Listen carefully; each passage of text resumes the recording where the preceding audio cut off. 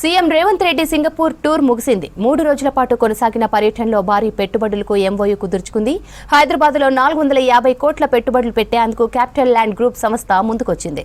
Singapore పర్యటన ముగించుకొని Davos బయలుదేరింది సీఎం బృందం. రేపు వరల్డ్ ఎకనామిక్ ఫోరం సదస్సులో పాల్గొననుంది. పెట్టుబడులే లక్ష్యంగా ముఖ్యమంత్రి రేవంత్ రెడ్డి విదేశీ పర్యటన కొనసాగుతోంది.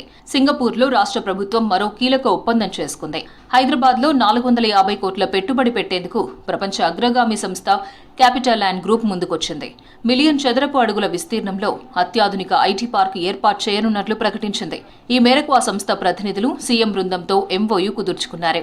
ప్రీమియం సౌకర్యాలను కోరుకునే బ్లూ చిప్ కంపెనీలు, గ్లోబల్ క్యాపబిలిటీ సెంటర్ల నుంచి పెరుగుతున్న డిమాండ్ను ఈ కొత్త ప్రాజెక్టు తీర్చనుంది. దీంతో వ్యాపార కేంద్రంగా హైదరాబాద్ అభివృద్ధి మరింత బలోపేతం కానుంది.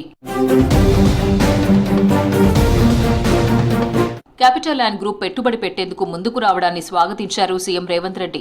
హైదరాబాద్ సాంకేతిక, పారిశ్రామిక అభివృద్ధిలో ఇదొక మైలురాయని అన్నారు. భారతదేశంలో డిజిటల్ మౌలిక సదుపాయాల కోసం హైదరాబాద్ కీలకం కానుందని చెప్పారు.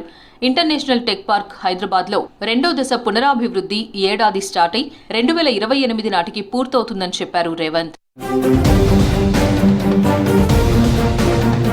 తమ సంస్థ కార్యకలాపాలను హైదరాబాద్లో విస్తరించడం ఆనందంగా ఉందన్నారు capital land group India trust management CEO Gauri Shankar Nagabhushanam. Revanth Reddy సారథ్యంలో హైదరాబాద్ అన్ని రంగాల్లో సుస్థిరంగా అభివృద్ధి చెందుతోందని చెప్పారు. సింగపూర్ నదిలో పడవ ప్రయాణం చేశారు రేవంత్ రెడ్డి. నది పునరుద్ధరణ కార్యక్రమాలు పరిశీలించారు. నదుల పునరుజ్జీవనం, సిటీ స్టేట్ అనుసరించిన పద్ధతులు తెలుసుకున్నట్లు ట్వీట్ చేశారు సీఎం. నీటి నిర్వహణ, వారసత్వ భవనాల పునరుద్ధరణ, కొత్త ఐకానిక్ బిల్డింగ్స్, ఆఫీసులు, ఇండ్లు, పట్టణ మౌలిక సదుపాయాల అభివృద్ధిపై చర్చించినట్లు పోస్ట్ చేశారు. సింగపూర్ లాగానే హైదరాబాద్ను వరల్డ్ క్లాస్ సిటీగా క్రియేట్ చేస్తామని ధీమా వ్యక్తం చేశారు రేవంత్.